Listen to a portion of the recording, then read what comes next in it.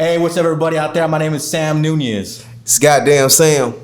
Mr. Stay Roman, Christopher Lopez. And it's Time Podcast. Yes, sir. So It's time. what we got going on today, man? This is our first podcast, first time. Yes. Yes, it is. All yes, of it such is. entrepreneurs coming together. Yeah, it's where you got to put all these great minds together. We're going to talk about some journeys that we've had in this industry. And taking a lot of conversations we've already had and bringing them to life and to everybody else. Right, definitely. You know, some things that some things a lot of people don't understand in the industry world is that everybody looks at everybody as success. Oh, look at that guy, is real successful and wonderful and everything else, but don't know really what that individual that he or she has gone through to show. You know, Or how to do it.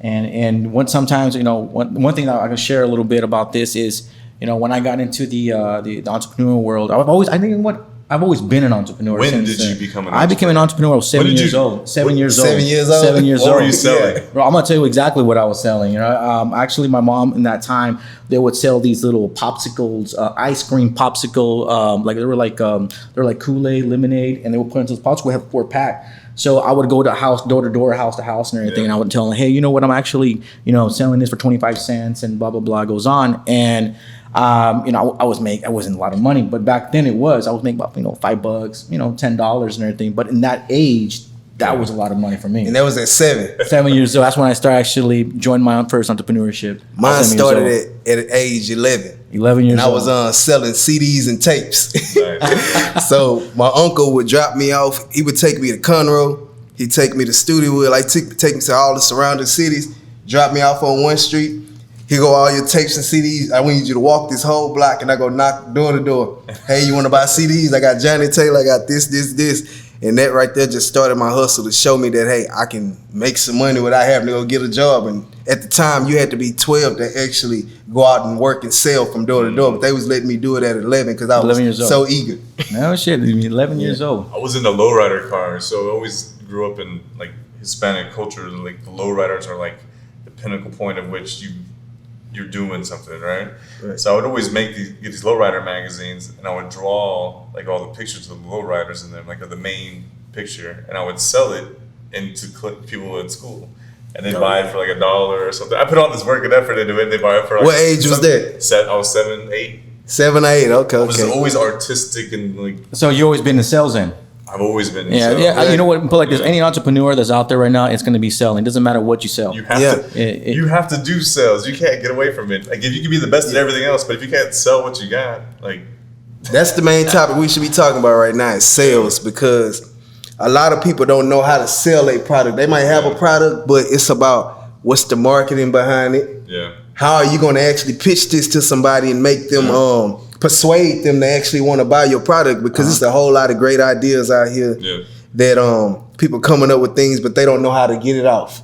You know what I use? I don't make the stuff that I do very hard. Like for instance, we have vacation rentals, short-term rentals that people use as like a hotel. So what we do is I'm like, how do I build a brand while all these other brands like Airbnb, VRBO, and all them exist? You coexist with them and just become better. So I use their marketing platform, their everything to put my stuff in where it needs to go. And then people find me and realize, oh, it's a lot cheaper if I go through them directly. Right. I've already affirmed them as a company. I already trust them. The opportunity to build trust with them has already been established with Airbnb. And then I come behind it and I establish trust with them, and now they book with me all the time. And you've been doing that for like years and years and years and years. And then you learn who those people are, and then you set up all your technology for marketing to direct that consumer into your like direct booking to your sites. Right. Yeah, that's a good move. Yeah, so I mean, basically you do these. It's more like you're like the Airbnb, if you want to call it, but it's what is it called? Stay Roman. The Stay Roman. Yeah, Stay Roman. Okay. So Stay Roman is basically a different type of. It's kind of like Airbnb, but it's your own version. But even take Stay Roman out of this, right? I had a good friend of mine transitioning from the military. They have a candle company. He's like, man, I got my website up, I got everything up. Like now, what do I do now? Like I have everything set up for my company. We're established. We're selling to our friends and family. Like what do we do now? I told him, dude, have you put it on Amazon yet? He's like, no, I never thought about putting it on Amazon. I said, go find every candle on Amazon, that looks like and smells like and as big as your candle that burns the same amount of time, the same everything. Look at their price point and just mimic and mock and do it for less, and use that platform to put your brand in front of consumers. It's really like when we think about sales and marketing. If I'm going out here to sell the same thing that everybody else selling, you got to pay attention to what the market is doing. So if I'm fit to sell a hamburger, you know, when McDonald's put out a McDonald's commercial, they're going to have something catchy. They might have a song or something. So just think about the average person. Let's just say Burns Barbecue. Yeah. Now Burns Barbecue do a country commercial. Right. That's a different way of doing the marketing because that's what all the other big barbecue companies is doing. So it's like taking what everybody else is doing in the market, but putting your own splash on it. Because at the end of the day, it's not too many things that's out there that ain't been done. But it's about you doing it in your own way and creative, and basically making it creative in your way. You gotta put that sauce in it. That's what it is. Right, exactly. That sauce and that cream and everything. You'll be like, all right, I'm gonna stir something up. Everybody wants to be successful. Right. Everybody does. You know. Know what I noticed being successful though, man? Is like stop looking at what everybody else is doing. Yeah. I mean, have you ever done that? I know I've done that before. It's like this. It's like he was saying right now, the brand. You know, you there's a lot of people that want to do like from sales, whatever brand you're selling from, whatever it can be from production, it can be from sales. Yeah. Sales can be anything, and you know you have a lot of competition out there. There's always going to be someone always going to want to take you out, want to be better than you, and like you said, you got to stay in your lane. As long as you focus on what you do and what you're doing. And you don't focus on everybody, what they're doing. Now, it's good to see, okay, all right, that's good. I'm watching. See the competition out there, but don't focus on them. But don't focus on that. And what happens a lot of times, and what I've seen before in this industry is as we look so much in what's going on over there, where we stop focusing on what we have over here. Right. And what I've learned from as an entrepreneur in the industry that I'm in and everything is, hey, look, Sam, you know, you got tons and thousands of competition out there. And you look at their social media, you look at their stats, and you're like, man, this guy is killing me out here, you know? But it comes to a place where like, all right, hey, you know what, shake it up, let's get back, draw more, let's get this thing rolling and everything. So, you know, many times in this industry, you know, and especially with me, it's where it's like, okay, there is competition, but let's stay focused on what we have and what you have right now. And what is that? Is in sales. You know, we own a branding company, sales marketing, and going out there and bringing clients in for big companies. Right. And what we do is these companies will tell me, we're like, hey, look, you know, we want 18, 14, blah, blah, blah, whatever, to bring whatever types of sales. And I said, okay, let's get on the board and let's bring it. So we're always constantly strategizing to become better in the industry. And of course, we got competition out there that's been doing it for 20, 30, 40 plus years. And, you know, I've been doing it for 20 years in the industry, well, more than 20 years. But in the industry that I'm in, I've been doing it for about 20 years. So, you know, in sales, probably doing it longer than that, you know, 30 plus years, I can probably say. But what I see here is that if you want to be successful in what you do, you have to stay focused and determine what you're doing and enjoy the process. Right. Because many times if we don't enjoy that process, and if you're not enjoying that process, then you're going to be stressed out. You're going to generate anxiety. You're going to get fussed. You're going to get irritated. You're going to be like, oh God, what do I do, God? I don't know what's happening in my life right now. Let me tell you something, you know. You're gonna go through that. It's perfectly normal. Okay, anybody's hearing out there, it's perfectly normal. That's why that's why you got to be healthy. And I don't mean just physically healthy, but you got to be mentally healthy with the right people around you. Oh yeah, because you're already going. This is the biggest thing I noticed. Like when I started off, I've been through ups and downs and everything. From military career, college is almost. I failed and came back. Like all my ups and downs, I always noticed and take account of who was around me. What was I doing that promoted this failure? Right. And maybe sometimes it might just be me. It's not always blaming everybody else. It ain't even about just people. It's about people that surround you and see you doing wrong or don't challenge you or everything. They're going to keep telling you, yeah, that's cool. Yeah, that's cool. Just because it's you or just because they want to be around. And we got a lot of that in the music industry to where you got your friends that's hanging around you and they telling you, hey, this is good, but it's really not good. And then when you fall off, they looking back, everybody looking at you like, what? How you let us all fall off? But at the end of the day, you got to get rid of the yes men. And that was like one of my main things. Like I make sure I don't have no yes men around me. Like everybody that's in my camp, they pretty much going to tell me the real. If it's a song that don't sound good, they're going to tell me it don't sound good. If I'm playing myself, they're going to tell me I'm playing myself. And I think that's like one of the things that kept me grounded and kept me on a good path, because the people I grew up around is harsh. So if something ain't right, they gonna tell you it's trash. Like, they not gonna sugarcoat it in no type of way. They gonna tell you exactly. And I feel like I learned the hard way. Like, a lot of people be happen to be pacified, but let's just say being around Slim Thug and he tell you, get your fat ass up and go run. He does that shit all the time, man. So it's like, you got and then people, you've been accountable. You're like, okay, I have to face this because I've been thinking it myself. Yeah. And then somebody else exterior of myself sees it, like, you double affirm. Exactly. Right? So now you got to go and do it. and that's the good people to have around you, because they not saying it out of just to bring you down. They saying it to, hey, motivate you to actually do it, but you don't want the yes men's in your circle. Like, Sure. they ain't gonna do nothing but just let the ship go down. I agree with you on that part. Sam, is that sometimes for my industry, there's people that are around me. They're like, "Oh yeah, sir, that's good.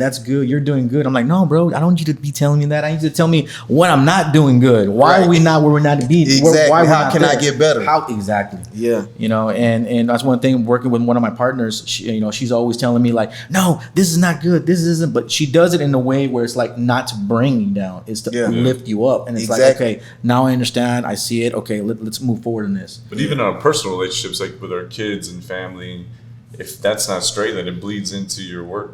Because I know for the longest time I was in bad relationships where I couldn't see the opportunity that was in front of me. I just kept being in front of the relationship or this thing that was keeping me from going above and beyond. And you need those people like to help you go above and beyond. I think I recently just did the Steve Jobs book, read the book, and the first thing I opened up was like the characters in the book, and I was like, man, it got straight into it, characters. And I was like, man, that's crazy. Like, all these people and these characters are amazing people behind him. Like, he himself did some great things and was a visionary, but he had everything he ever needed to do. He knew how to things. put people in the right position. Yeah. Like, he knew how to pull something out of you that you didn't even know you had in you. And that's a lot of things with talent. Like, a lot of people be thinking that, like, it's a group of people working, and sometimes people could feel like they're bigger than the group, but the group is what made you get these ideas. And that's just like what Steve Jobs, because I read the book too. Yeah. And I started molding my company behind those type of standards, because the way he was able to put people together, like, he might not do nothing. Yep. But just think about when they was building the computers inside the garage. He couldn't build the computers, but he knew what the computer should have on it. And what it should do. Yeah. I needed to do this. You might make the computer just to compute certain things, but I needed to do this. And that's what opened other people's minds up as far as like creativity. Yeah. So he was that was definitely needed. He had a vision. Yeah, exactly. And many times with a great leader with a great vision, a leader with a vision is going to go very far. And connecting people with you, because sometimes you can have someone that has so much talent. I mean, I'm talking about, I've dealt with people, I've worked with people that have like incredible talent. I'm like, wow, dude, this is incredible. But the thing they lack sometimes, and it's in general, is the vision. Yeah. On where they're going. Where do I go? I don't know how to get there. And guidance, And when you get that guidance and you're showing them, they're like, oh, okay, and they're very grateful for that and everything. Right. So I think the vision is what it is. Yeah, definitely. I think I used to always not say leadership was that important. Like, especially, I know it's weird me coming from the military and stuff, but when I was a younger guy, I was around bad leadership. So I was like, leadership doesn't make things good. Mm-hmm. But then I'm like, whoa, wait a minute, leadership's making things bad right now. So imagine what it does if it makes it good. And I got into like special ops and doing all these other things where we had amazing leaders, amazing people doing amazing things. And like that leadership role and them connecting and doing things was like an example of like being a visionary. And I always think like, man, they don't do anything. Like, they're just planning. Like, that's easy. Like, but it's not. When you think about like a coach for a basketball team or something like that, coach, he's seeing the big picture. You're in the picture, but you can't see the big picture if you in it. So that's what the coach comes in to tell you, hey, I seen where you went wrong on this. Yeah. Because I'm watching the player that's on you, and I'm watching you play at the same time. Yeah. You only dealing with what's in front of you. So leadership is definitely needed. And without a great leader, like, the place is in chaos. Or even going to, I remember we were talking about the process before. Like, I used to hate being at the lowest of everything I started. It didn't always sit with me, because always like, I'm gonna be that, but I can't claim that yet. I gotta go through this rigid, or I guess rigorous process of growing and developing and learning things, like going in as a private, and they're just treating you like you shouldn't be here. Right. and then you getting over that and moving into positions of leadership and authority and getting in a different direction of like thinking, like you have to go through that process, because if you don't go through that process, you'll never be able to you'll never get in a leadership position and hold it or be able to grow it. Yeah. Right about that, you know, and it's like you were talking about the process. Processes of everybody look at this. I spoke to somebody one time, and I'm like, bro, you know, he's like, man, sir, I want to make $40,000 a month. He tells me, I want to make $40,000. I'm like, all right, but your mindset is not a $40,000 mindset. Yeah, your mindset is a freaking $1,000 mindset. Right. So you want to make $40,000, but you're not willing to go through the fucking process. You got to go through a process to get that $40,000 that you want, and you want to pass those process. And sometimes individuals are like, oh no, I want it now. I'm like, bro, it's not gonna happen right now. Everything takes time. It's like if you're trying to grow a flower, trying to grow fruit, trying to grow something, it takes time. You got to water it, you got to talk to it, you got to speak to it, you got blessings to it, you got to say it's gonna success, it's gonna grow, it's gonna be strong and everything else, and you got to speak to it. It's the tongue. The tongue's very powerful. Right. The thing is that nobody wants to go through it. They just want to just instant gratification. Mm-hmm. Right. And that's one thing, reason why, because that's what the social media is showing. They make them think that it's just easy, like it just came out of nowhere. Yep. No, you're just seeing it now, but you don't know all the things that went down between, like before that. Like that's the whole ugly thing about it. Like I've been through so much stuff in my life, even just in recent. Like I have things that go on in my life, but my foundation and the way I am when it comes to God and making sure I'm praying. Oh yeah. Like that's what gets me through, because I could be going through the most hardest times right now. Like right now I could be going through something, but I'm still showing up to the podcast, still smiling, still got good energy, because at the end of the day, the problems from yesterday is going to get handled. Like just leave it where it's at. You know, I mean, I put it like this, you know, I don't know who was listening to this, but I believe in God. And I believe you need to put God in everything you do. Everything. Everything. And if you don't have God in your industry or in your organization or in your home, it's going to be a freaking struggle. Now, you will have those obstacles in life, and you're going to have those little revelations and tribulations and whatever you want to call it and everything, because even I go through the same thing. Right. Where sometimes you feel like, God, what is going on here? And you feel like everything's crumbling down, but then you're like, okay, you know what? And you gotta pray about it. You know, I put my son, before I took him to school and everything, I tell him, we're gonna pray, man. We're gonna pray, and we're gonna and repeat after me, because I believe the tongue is very powerful. Right. That tongue and that words that you say, that it can move, or you can become very positive, or it can become very negative. Yeah, you can use it for your good, or you can use it against yourself. Everything that's ever happened to me in my life, it's been through God. Like I've been at a time, even I went through a hard time, like overseas. I lost a bunch of guys of mine, and I started like doubt and lose my faith, and then I started to lose myself, and then it came back with like, I went through a time where I was suicidal, and I tried to commit suicide, and I came out of that with more faith and more affirmation of like everything was more clear to me. I'm not saying that you got to go to that extreme, but I neglected that, and you can't deny that if you neglect it, you don't have it, and it feels different. And you think differently, and everything's against you. And, exactly. And everything is wrong. But now, negative mind state. Yeah, and then I had everything positive in my life. Like I grew up extremely poor in the worst conditions, and abuse and all these things. Like I was like trapped. I was on turtle school from 2nd grade to 10th grade. Didn't graduate high school. Like I was prepared for like mentally to not have faith. But I always knew like where I'm at now and my success and the things that I've gone through. I always saw myself at that point. And it's crazy to have that opportunity, and I can't look back and say I did any of that, because I'm just as dumb as I was before. Like that was all faith, and that was all blessings that came to me, and I've mishandled my blessings at time. And when you fail and you mishandle your blessings, you come back and you say, I need forgiveness. I'm sorry, I did not do this correctly, and let me fix this and do it again.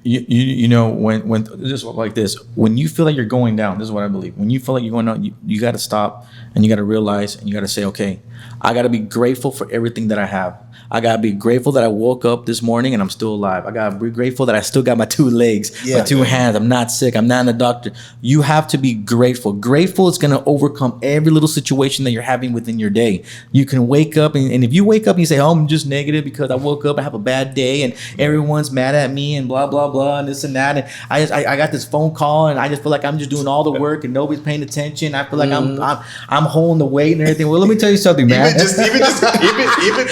tell you something right now. You can make it sound real bad when you get that putting everything in perspective, all the bad things. Like that was one thing I tell my girlfriend. I say we just got to focus on the good. Like we can't. Of course, it's bad things gonna happen because a lot of time they say bad things happen right when good things is about to really come through. Why does that happen? Why does that exist? Because it's the test. It's the test to see that if I put you through this, are you still gonna praise me like you've been saying you gonna praise me? Yeah. Let me test your faith. So I'm gonna throw this in your situation and see if you're gonna still go show up to that podcast, or are you gonna say, man, I'm having a bad day, I can't make it here. Yeah. What they got to do with doing your podcast? You know what I'm saying? Hey, check this out, Sam. Look, check this out, guys.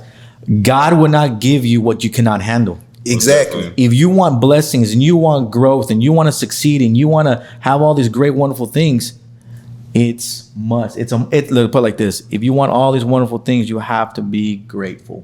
Yeah. You know, and that's one thing that we forget sometimes.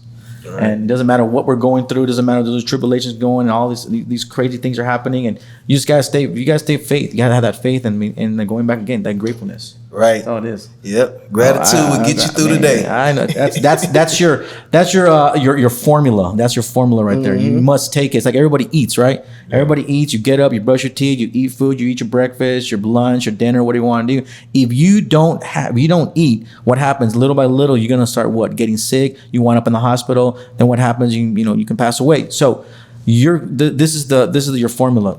Have the gratitude. Be grateful for what you have. If you're grateful for what you have, it's going to allow you to succeed, and you're going to transmit that energy to your organization, to your family, to your people, to everybody else, and everybody's going to want to be around you.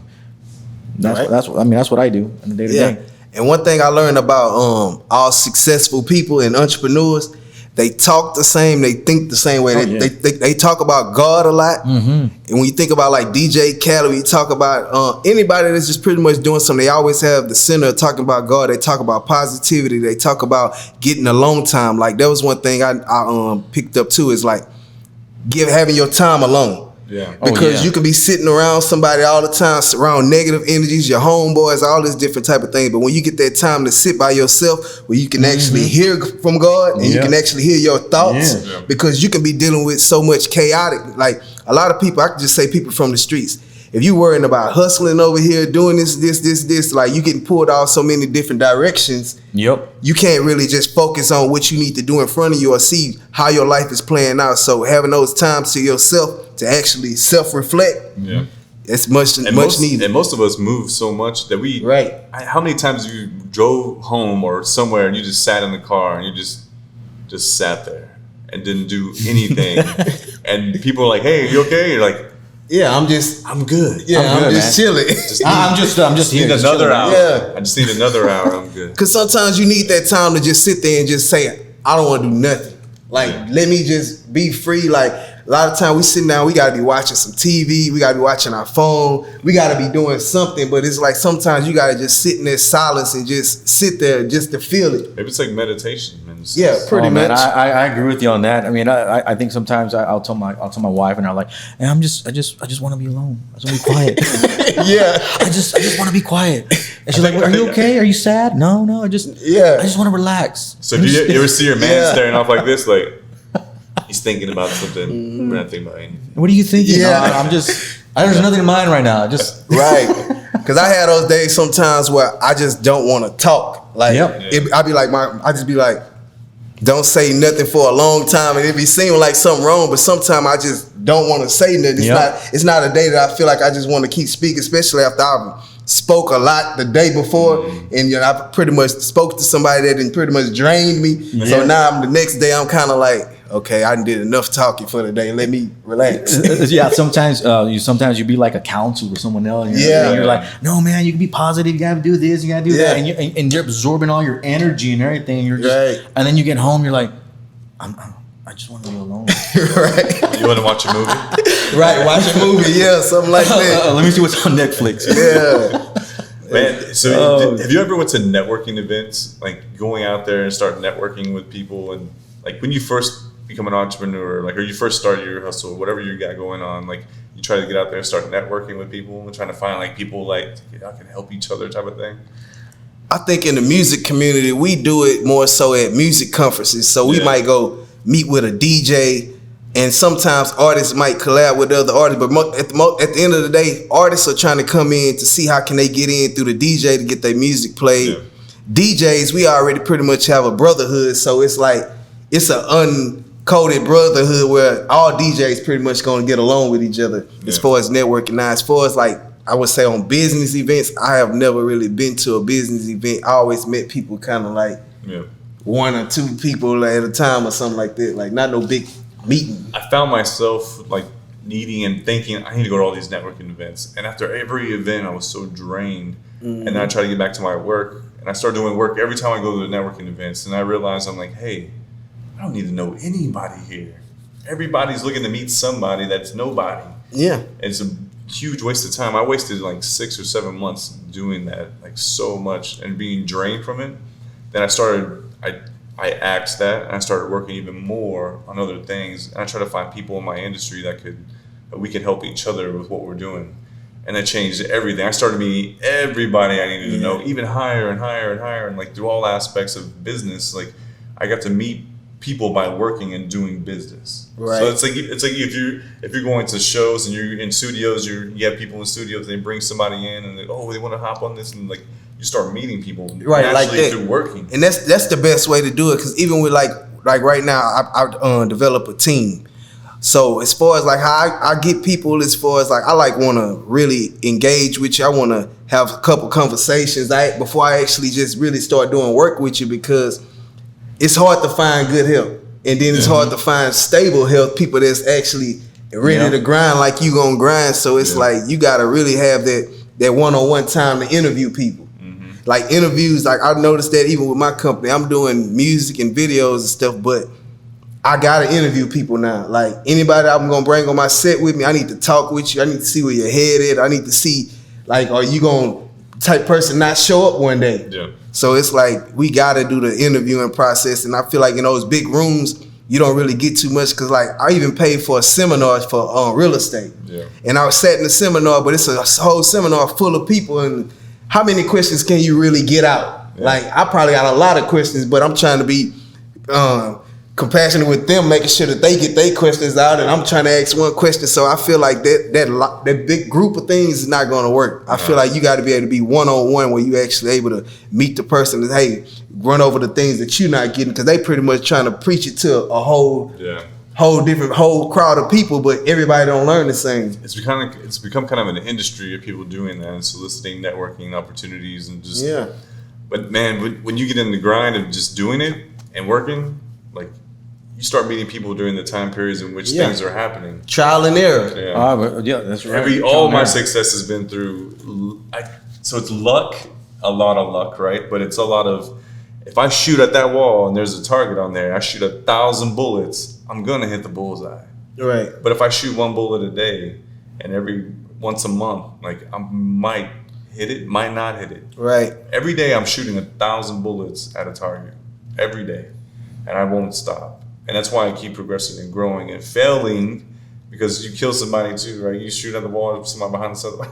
It's failure that comes along with the shots. So Slim, he say this a lot. Just grow as you go. So a lot of times, even with entrepreneurship, man, a lot of times we thinking about ideas and we trying these ideas. Some ideas stick. Like I had plenty of ideas that I've tried, and I was like, I know this gonna hit, and it don't hit, and I just. Okay, so what? Go to the next thing. And the crowd might have say, what happened to that thing that he was doing? It ain't work out, but I'm on to the next thing. So as long as you keep having that fire in you to where you can just keep pushing and keep going, like, man, it don't even matter, because the failures is going to come. It's just they care about how many shots you hitting. Mm-hmm. They don't even care about the failures. Like, the failures is going to keep happening, but you get to hitting them shots, like, man, that's all they worried about. Yeah, like you were saying, the failing is the number one. I failed more than 1,000 times already. I already lost count how many times I failed. And put it like this, failing is a process of in the entrepreneurship, world and everything. And I failed to the point where there was times where I wanted to give up. I was like, man, dude, like, do I really want to keep on freaking doing this or what? You know? Right. And it's like, no, I gotta do it. I gotta do it. And you gotta reset yourself. You gotta talk to yourself. You gotta prep yourself up again. You say, okay, I got this. Right. I'm gonna do this again. Let's do it again. Go back on the board, race everything down, and let's start from A. Okay, let's change here, change this, do this. So failing, I believe it's a process in entrepreneurship, and if you can understand it and you can live it and embrace it and enjoy that failure, you're gonna get to where you want to be at. Right. You know what I always. This is probably bad advice, but Oh no. yeah, I'm sorry. Oh no. You know, everybody always says, I don't wanna hear it. You gotta have your side hustle and do all that other don't want stuff. Like, man, I've always had my side hustle, but I've always had my main thing. You know what I mean? Like, so it's like, if you're gonna do a side hustle, don't just do a little side hustle forever. Like, have a plan, and when you mature it, you have to be all in it. I don't have a plan B. I don't have stock. I don't have anything else. I only have this. So when this fails, that's it, and that's not an option for me. And that's basically burning all the bridges. Like, I had read this little paragraph, and it's basically saying about how this guy brought these people over to this island to fight this war. And what he did was they unloaded all the ammo, unloaded all the guns. They burnt their transportation. They burnt their ships down and say, we either gonna leave here winning the fight or we gonna die. Yep. And that was basically burning all the bridges to going to where you're going. Yeah, ain't no turning back. No. Because I feel the same way. Like music, I said I was gonna do music. I was 7 years old when I first started rapping. But then I started doing beats and all the other different things. But I knew I was gonna do this. Like, my first job was at 16. I was working at Kroger's, worked for a week. My next job was Popeyes, 3 months. Age 16, after I left Popeyes, I said I ain't working for nobody ever again. And it was like, I knew what I was gonna do. I showed up to career day, everybody picking colleges. I say, yep, I know I'm not going. I'm looking at everybody go say they going to college and everything, but as I graduated, I went straight into doing music. I went straight into getting out my mama's house and staying at my DJ homie, DJ Chill house, and I'm at his house every week learning how to DJ better, recording music, doing artworks and cover and everything. So it's like, it ain't no other outlet for me. Like, this is what I do, and it's like, this has been like 10 to 15 years of just doing this professionally. And you got to learn. I've seen you do everything. You can do it all. So it's that even more so. I think a lot of people just think like, hey, I'm on this track. I have no plan B. But man, there's so many ways to navigate in your industry. Yeah. Like, it's you can about get in reinventing industry, yourself. and you get to a point or stop a point where you're up against the wall, you're failing. Like, what are you doing good? What brought you this failure? Oh, I don't need to be doing this anymore. This makes me fail. Throw that away. What makes me succeed? Because I obviously made successful to become a failure. Right. And then when you find out what you're successful at, you start mining that a little bit more again. So it's like, Exactly. that's I my agree with belay. I've always have a belay, right? I'm not going to say like, this is my plan A, like, this is it. I only have one strategy. That's it. No. Like, if I'm starting to fall, like, I know my industry well enough to where I can go and do what I got to do. And every time I failed and kept doing that, now I'm in like doing crazy opportunities, like buying buildings and learning about other things in real estate and just kind of mind blowing. Every day I'm waking up, I'm like, this shit is real. Is this really happening? Somebody's gonna take it away. It's not real. Like, it's like you almost feel like a fraud. You're like, is this real? Did this really happen? Am I really in this conversation right now? Do I really know these people? Like, it's supposed to be mind blowing every day. Right. But then I know it's like every time I'm going up and doing something amazing, like, it hurts more. The punches get harder. Yeah. And it's like, I thought the last punch was like horrible, but now it's like, okay, now I'm going to this. So I'm preparing myself physically, mentally, emotionally, checking my pulse around me. I'm like, okay, this is about to get really bad at some point. So I need to be ready for all this. And now, like, what are the lessons I had before? How do I take them forward? But see, that's the thing about entrepreneurship. Entrepreneurs, I feel, is very strong people, because you got to be strong to sit up here and say, I'm going to do this right here. This is how I'm going to make my money. I don't have no 401k to fall back. I don't have nobody telling me, hey, you're going to get this paycheck at this end of this week, no matter what. Like, you got to know how to manage your money. You know how to hustle through the droughts, because you're going to have your down season where it might be like, what, certain months, you know that, hey, every year these months is going to slow down. So how am I going to keep my income going? So I feel like you got to be very strong to go through that, because what they say, 85% of the world, 80% of the world is workers, and they're pretty much going with the flow of things. Yeah. So we think about the entrepreneurs, like it's a lot of hard work, and you got to be tough. You're going to be having doors closed on you. It's just so much that goes into it. Emotional things. You're going to fall out with friends. You're going to lose family members. Like, you're going to lose so much trying to chase your dream of being an entrepreneur. People going to look at you crazy and say, hey, you can't do that. Yeah. You think you can do that? Man, ain't nobody ever done that. And that's been around my way a lot of time. Like, people didn't think that certain things was possible. Yeah. But it's like, if you got that drive to pretty much block that out and say, hey, I'm finna go forward. I'm finna do this. I'm finna make this happen. You don't believe it. Like Callie say, but God did. Yeah, God so, I posted that today. Yeah, but that's a catchy slogan because that's the way we gotta move. You gotta be like, y'all don't believe it, but God did. He steady showing me the way. He steady giving me the vision, giving me the creativity to keep pushing. So at the end of the day, I'm doing something right. Yeah. And once you pop it open as an entrepreneur, now everybody's telling you, hey. And you know what's crazy is when you set your standards around everybody else. When you raise your standards in front of people, they hate that. Mm-hmm. And they think you have a high ego. Oh, look at him! I'm living up, bro. That's why I'm going up. Even my prices on the houses and stuff, right? Like I'll raise them. I'm like, hey, I just invested $100,000 in upgrades. I want to get that back. It's gonna make me more money. It's $1,000 minimum a night, up to $2,000.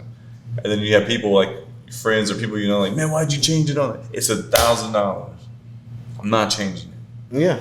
Like, so again, like when you make standards for people, they're like, dang, like, man, that dude's on some other stuff. Yeah. You're growing. But I'm growing. I know mine. I know, again, you know your worth. Like when you put money into something, you're like, you're not taking this from me.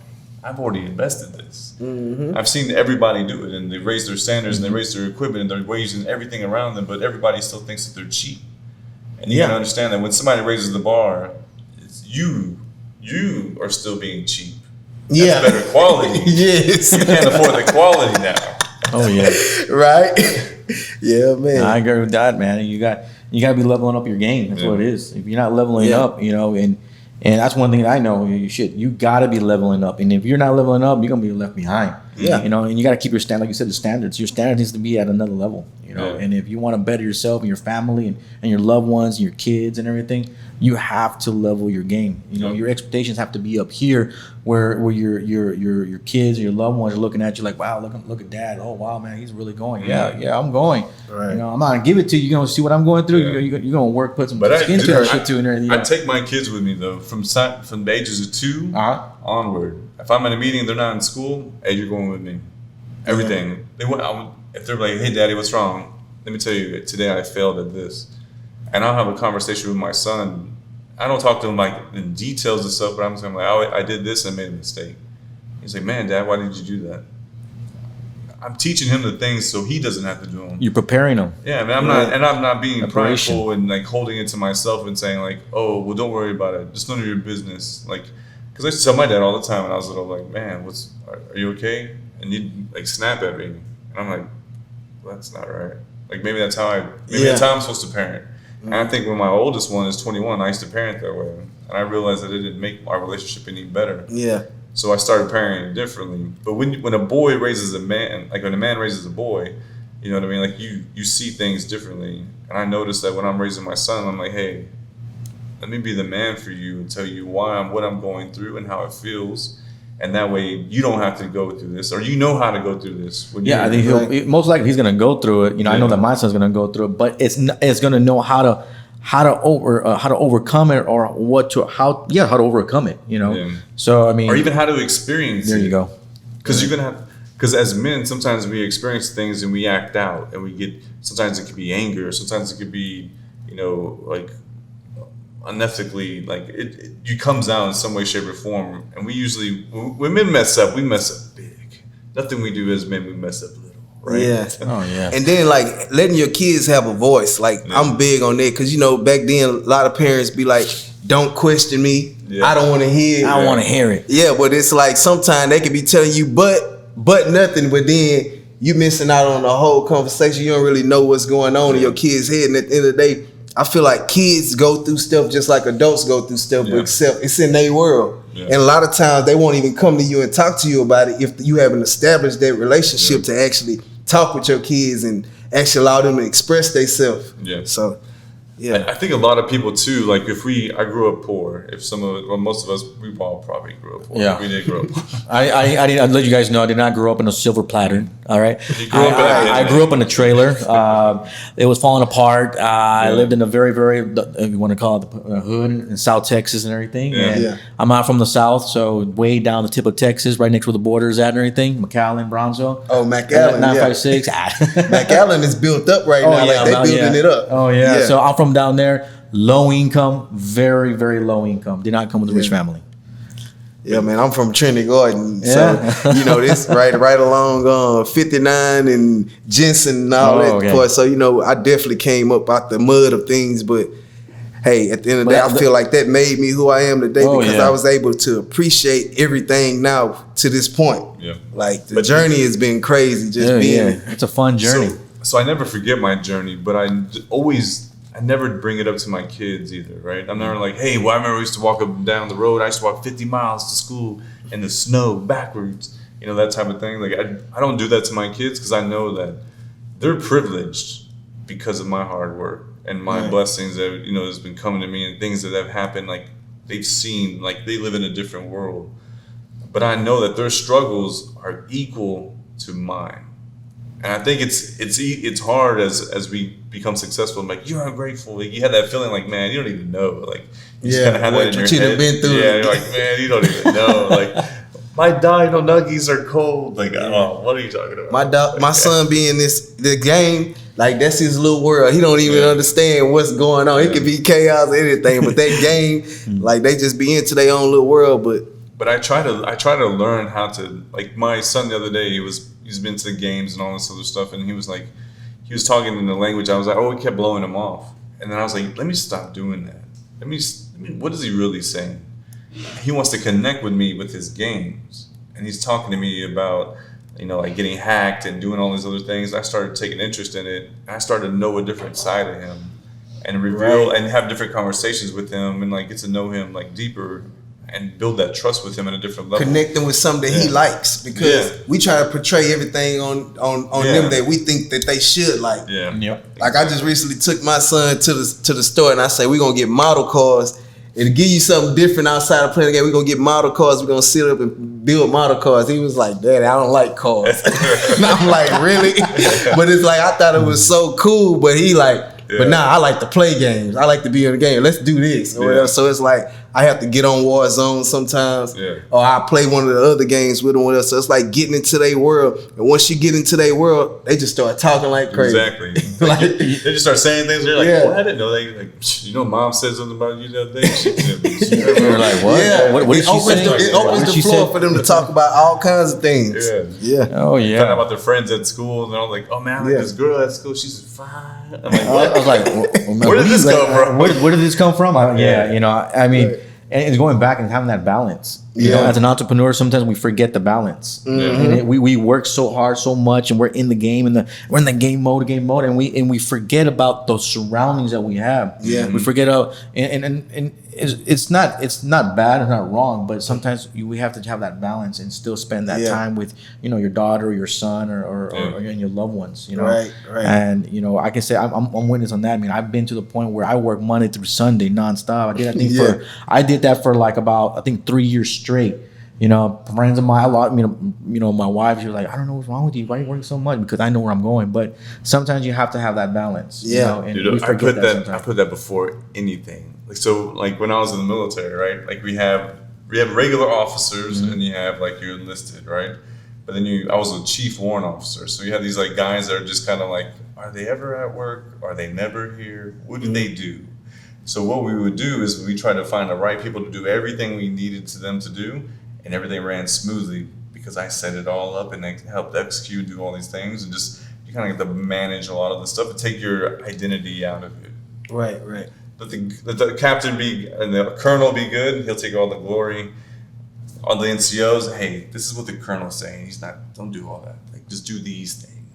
then everybody would win, right? Right. But then it's like, now I have time off. I don't have to take responsibility for everything around us. Because I think sometimes we get in a position to where we feel like we got to be validated every day. Like, I got to touch my company in a certain way. Yep. Like, you're not doing this right. Like, we're afraid to kind of like, hey, I need this done. Let me know when it's done.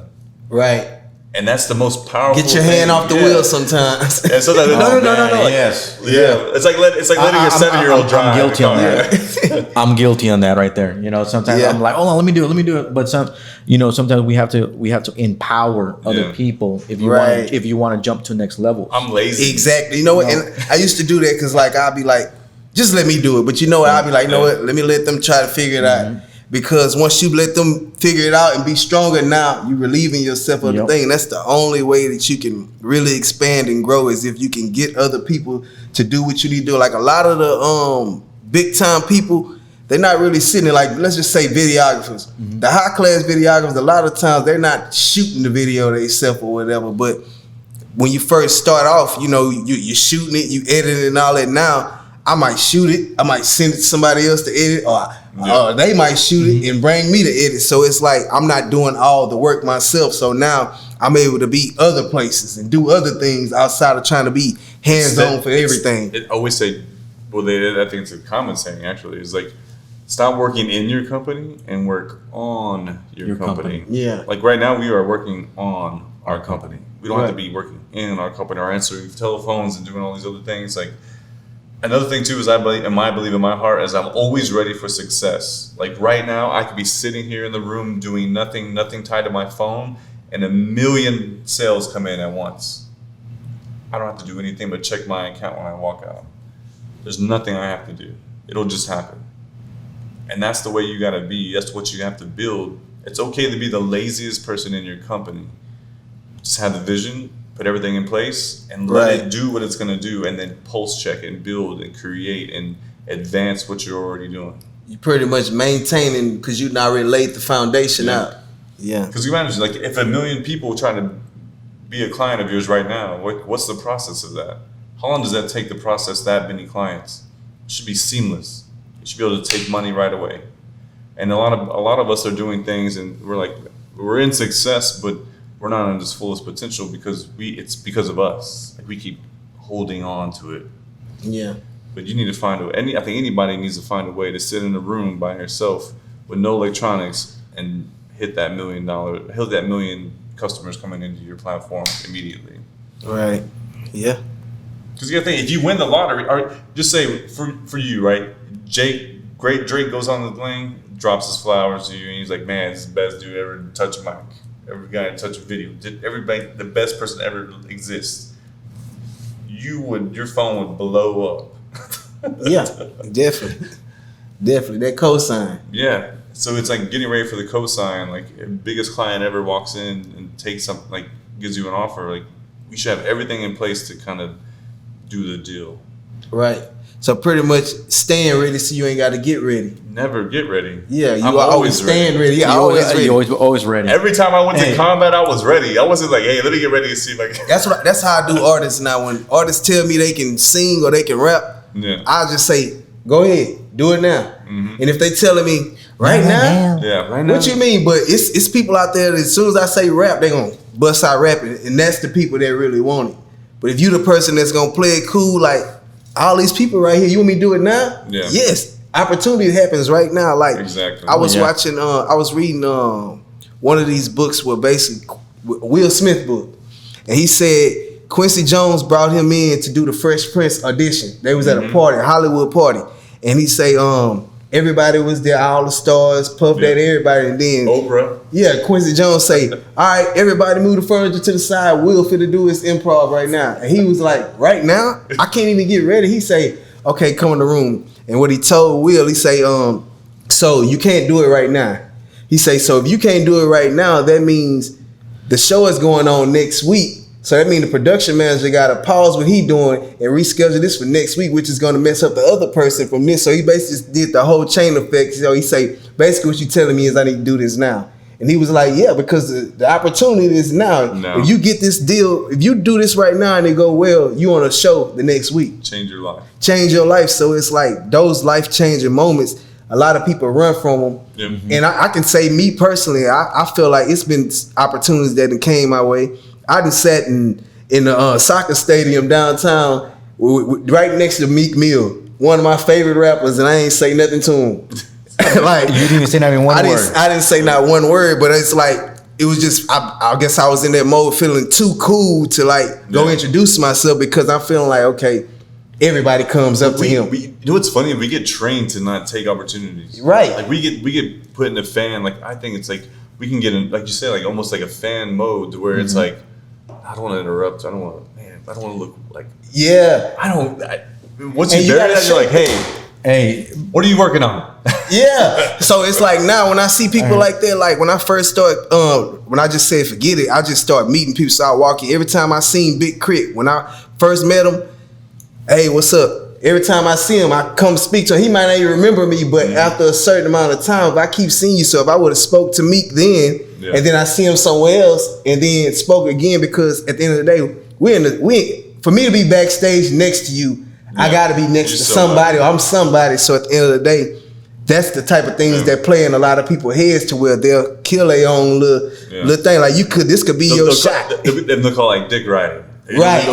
Exactly. And that be going through. That's what they say. Like, how is if dick riding? That's what it is. It's dick riding. They're like, hey, don't be dick riding. I'm like, you don't have anything to offer. You're a fan. You're doing fan shit. You're a dick rider. I'm an opportunity. It's like, right. And that's just the thing. Like, you gotta be willing to just take this leap of faith and just say, hey, I'm gonna introduce myself to everybody in the room. And that's one thing I heard about Beyonce. Like, they say Beyonce walks in the room and she introduced herself to everybody. We know who she is, but she's still gonna go around and speak to everybody. Yep. So it's like that's a major thing that I feel a lot of artists, and let's just say, we can even say entrepreneurs, when you walk into the room, you should be speaking to everybody. I agree on that. Like, everybody, even the person. It doesn't. Even the person pouring the coffee. Put like this. Qualified. It doesn't matter. It doesn't matter who they are. Yes. I don't care if you're up here. I don't care if you're down here. Right. I don't care if you're the fucking God himself. Well, who you're up there. I'm gonna treat you the same way if I'm treating that janitor right there. Yeah. Or that person's pouring my coffee. I don't care who you are. Right. I don't care. In the number one, what happens a lot of times, we forget those things. Mm-hmm. And I've seen that. And well, in the organization I'm in, they forget. It's like, bro, it doesn't matter, bro. No, but you have to understand, Sam, that he's a VP of this and that. Blah, blah, blah. I'm like, bro, I don't care. Yeah. Bro, do you know who you were talking to right now? No. Yeah, You know, it's people. Man, we all humans. Human beings is what it is. Dude, Human beings with beautiful mindsets, with a great mind. You know? Right. And that's who you want to hang out with. That's the people you want to talk to the mind. Yeah. You know, it doesn't know who they are, how many likes and how many followers and how many this and how many that. And that's a cherry in the top. But it's people. Right. At the end of the day, are the people and the mindset they have. And if that mindset is good, man, and I can talk to you and I can chop it up with you and laugh and learn from you, and you can learn from me and we can learn from each other, bro. At the end of the day, what I care is about good company. Right. Good company, good mindset. Mm-hmm. You know, there's a lot of people out there that are successful that don't have a good mindset. I mean, I've had some clients that super successful clients. I don't like you as a person. Don't call me. Right. Just leave me alone. I don't care who you are. Yeah. Everybody with money ain't real. No. Like, that's just the thing. Like, you can be real and you can be a sucker at the same time. So, But I'm going to be a good friend. Everybody I'm real with, I'm going to be a good friend. Like, I don't care who you are. People. Yeah. I've had some conversations with some people. I'm like, look, you fucking suck. You're being a bad person. Like, I'm not going to tell thank you. you. Like, man, like, what are you going to tell me like me like that? Like, because I'm your friend. Like, I'm going to let you know, like, you're not doing well. And I hope you would do the same for me. right. Like, if I'm messing up and like, hey, you get a little fat, like, fine. I'll go to the gym. Right. Yeah, I'm not going to get offended. I do need to go to the gym too. Man, it's a struggle. That's another thing, working out. Oh, yeah. I feel like even if I don't feel like I'm doing my fullest potential, I'm at least go out there and get my 3 miles in. But it's a struggle just getting up every day. Like, I don't feel like working out is ever going to get to the point where I'm just saying, I love doing this every day. But I do it every day. Mm-hmm. Like, I just do it because I just feel like this is the way you got to be able to live a long life and keep yourself in shape. Keep you healthy and everything. Yeah, so I do it, but I don't feel like it's nothing that is gonna be easier because lifting weights. Hey, I'll put it like this. My wife, she works in the gym and she likes working out and everything else. And she'll tell me, hey, come on, we got to go work out. I'm like, oh, God, I don't feel like getting up, but I know I have to. And I'm like pushing up and doing the treadmill and running and everything. And I really believe as an entrepreneur, you have to put that in there. You have to exercise. You got to. I have to do it. Like I'm the walk clears your mind. Like if I don't do it, I'm starting like shaking. I gotta go. Like, do something. Man, that's why I have some of my best thoughts when I'm able to go out to the park and just run for like 3 miles, do my jogging or whatever. Are you doing it during the afternoon, like Slim? No, I go early. my time is like 9 o'clock. Yeah. In the afternoon, if I was doing it in the afternoon, I'll probably pass out or something. Couldn't do it. But Slim does it in the afternoon. I've done it, but I'm not doing it again. Afterwards, I was like, you went with him? I went with him. And afterwards, I was like blinking. I'm like, this ain't even. I'm not even doing this. Like, Kris all dehydrating and everything. Yeah. I was dehydrated the next day. I had muscle spasms. My shit was fucked up. Like, I was like, I'm not doing it. I knew I saw you kind of weird. You were kind of twitching and everything. I'm good. Yeah, he go at the peak of the hotness. Yeah. But I go early in the morning. Like I like to get it done. Like even with me with my days, I start off at least by 5, 6 in the morning, doing my reading. After the reading, I might make a beat or something before I go run, or I might make the beat after. But I make sure I go get that run by 9 o'clock, 3 miles, and I'll be good. And you really do been into the reading for a long time. Like what did you find yourself reading, and what are you reading these days? Like right now, I'm reading 0 to 1, and it's about starting successful business. And I'm reading Dance Now, Laugh Later. No, Dance Now, Cry Later, or something like that. But basically, it's just like a self-help book that got different quotes. And then I'm reading Crazy Faith by Michael Todd.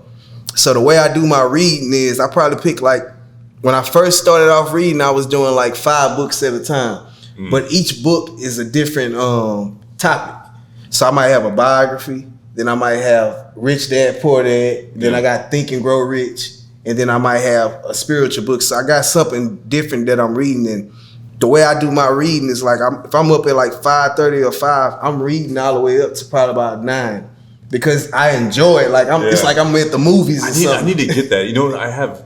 This is probably bad, but I have master degrees, multiple, right? And I haven't read that many books. Yeah. Why don't you read books? I just don't. I feel like books are good. I used to read audios. I used to read a lot of. I might read probably like 2 or 3 maybe books. you don't like to read. Maybe you should listen to an audio.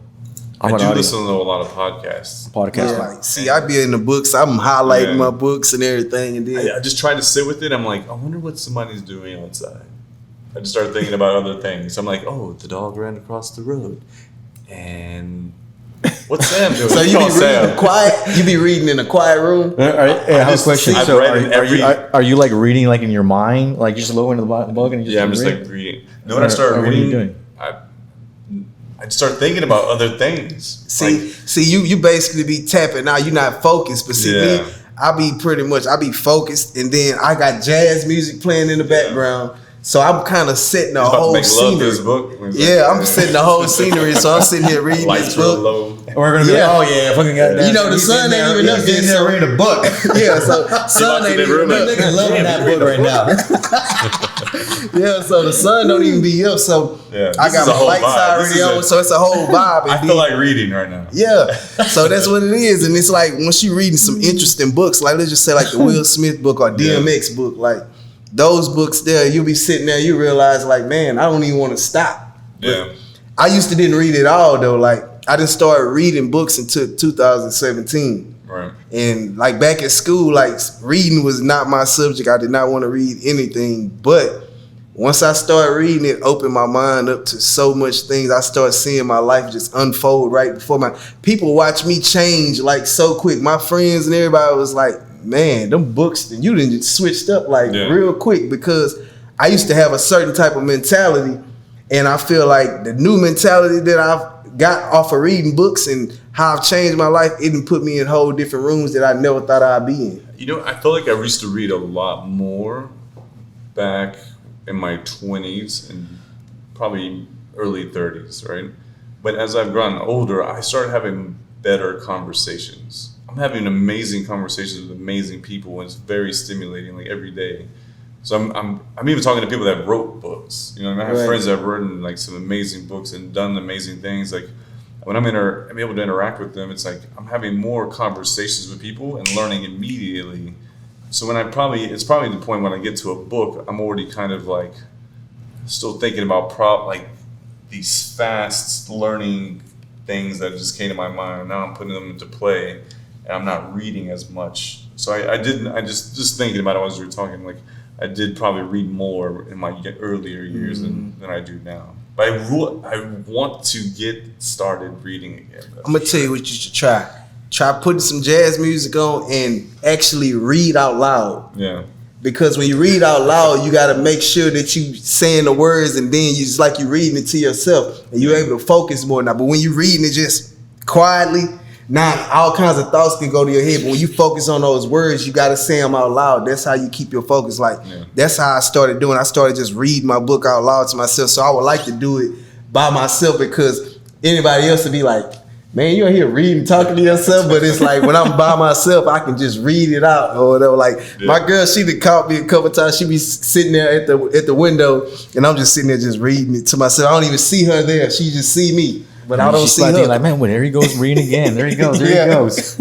Every time she listens to that jazz, she's probably thinking like, oh, there he goes, making love with that reading. But see, she come out too and read. Yeah, okay, that's good. Yeah, so that's good. My time is like 5:36. She might come out like 7 or 8. Yeah. And she do her reading or whatever. Sometimes she might join me on the patio, but then she'll sit back and read quietly. Like she don't have no music in there. You know, I listen to more audio. That's what I do. Listen to more audio. Especially when I'm driving or I'm like at my home and I wake up in the morning, I'm putting audio on and I'm just listening to motivation, or I'm listening to these books, these audio books and everything. I like more listening. By me listening, I catch on. Me reading, I'm like probably like you over there. I'm like. Yeah. Start doing something else. Look at that butterfly over there. Are we going out of town this weekend? Oh wait, hold on. Right. But reading, it's really important, and that's one thing is going to open your mindset to bigger things. Yes. I see my characteristics of how I am about reading with my son, because he does the same thing. I think his mom would get so mad at him. She's like, "Why don't you focus?" And I'm like, "Hey, like." Yeah, I'm the same way. I'm gonna say yeah. it. Like, hey, everybody think that's the same thing I used to do. It ain't bad. Yeah, man. So, man, what? We gonna come to an end? Yeah, we're gonna come to an end, guys. So I mean, we'd let you, hey man, thank you for tuning in with us and everything. And we got goddamn Sam and Mr. Stay Roman.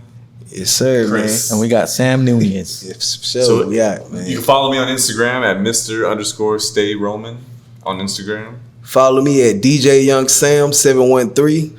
You can follow me on 1814 Ventures LLC. Okay. So yeah, appreciate y'all tuning in, man. This here is the Time Podcast, and it means the timing is right now. Right now. Yes, sir.